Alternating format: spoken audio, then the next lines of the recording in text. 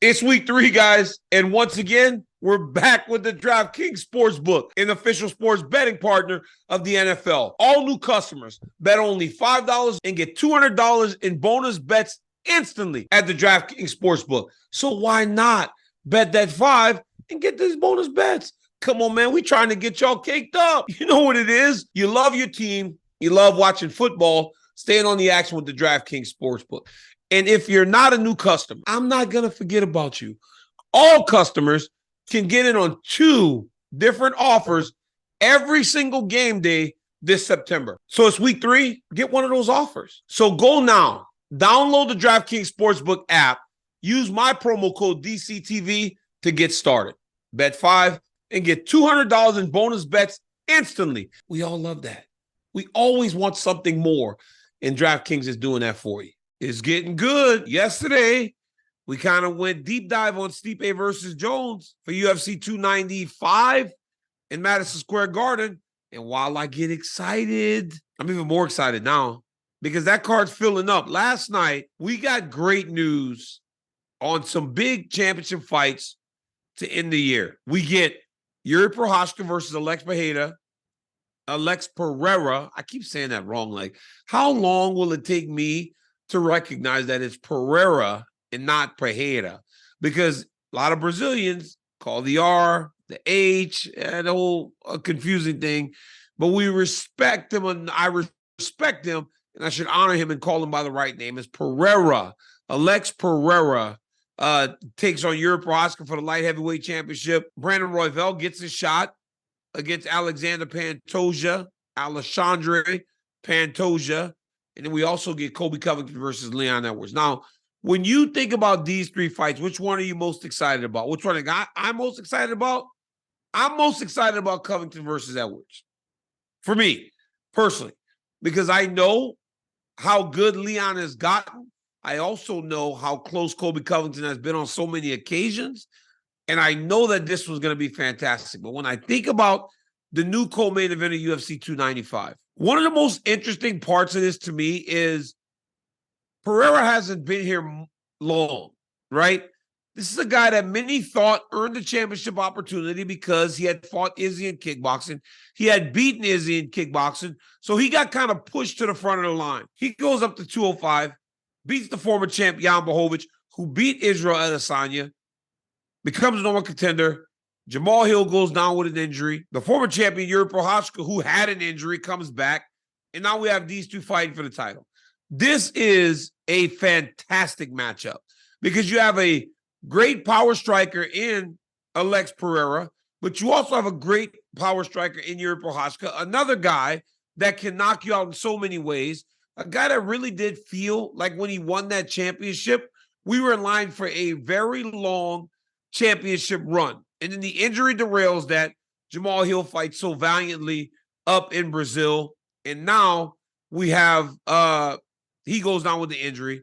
And I lost my thought there. My curtain went down because now look at the light. It's actually better. I look beautiful. I look even brighter right now since I did that. But Jamal goes down. It's supposed to be him and Yuri. Now it's Alex and Yuri.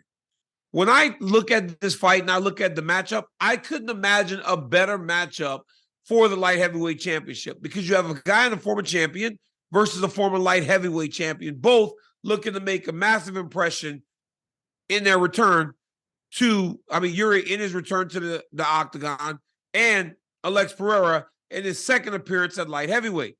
Madison Square Garden, unbelievable environment, unbelievable atmosphere. Now has home to 2 championship fights. The UFC really is rolling out the red carpet for the last part of the year. Because look at what we have in Abu Dhabi. We have Islam and Charles.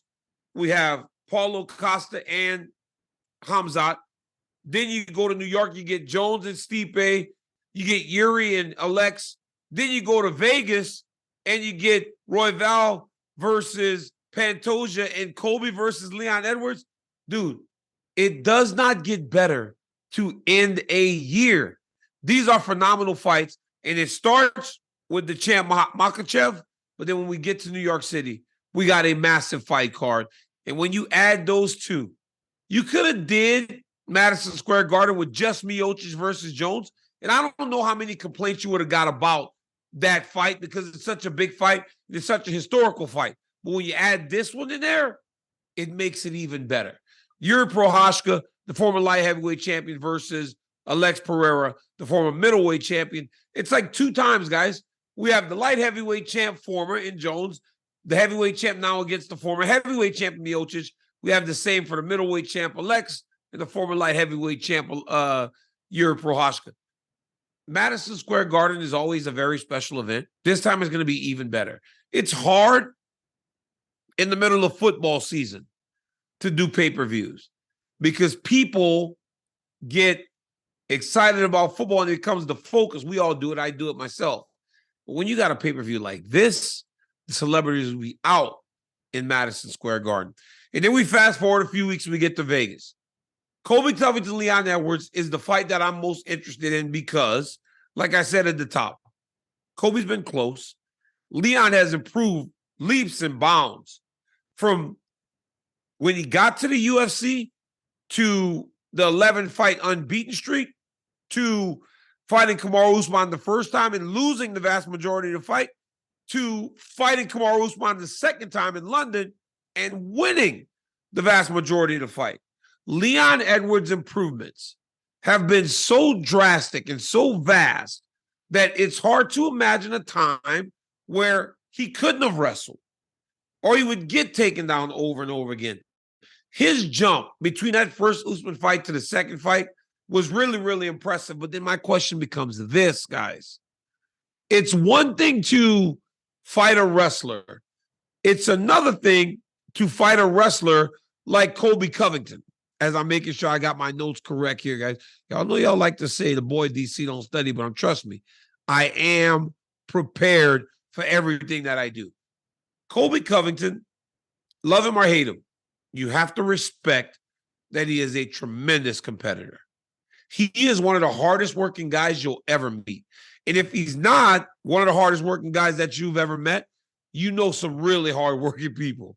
Because for Covington to have had the career that he has had, it really is amazing.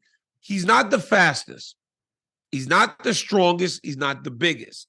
But we're talking about a guy that became a multiple-time NCAA All-American.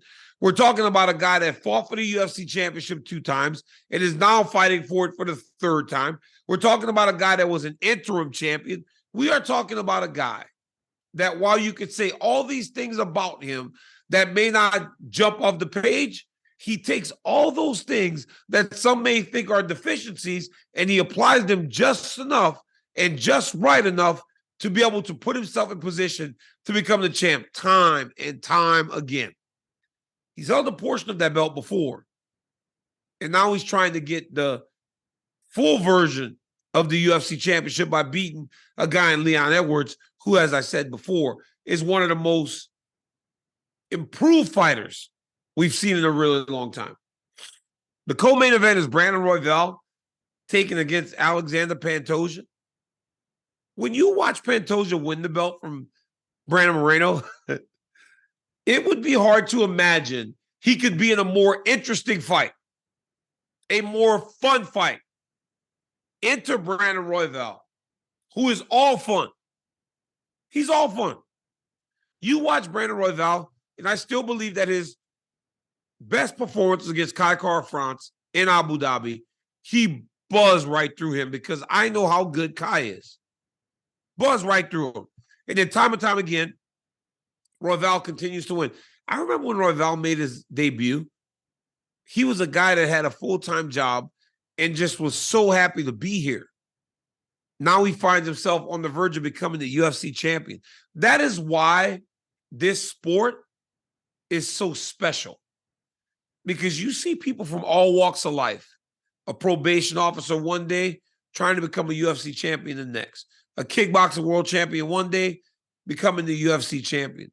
A guy that dominated all across Russia come to the UFC in this short time, he's the UFC champion. Now trying to get it again.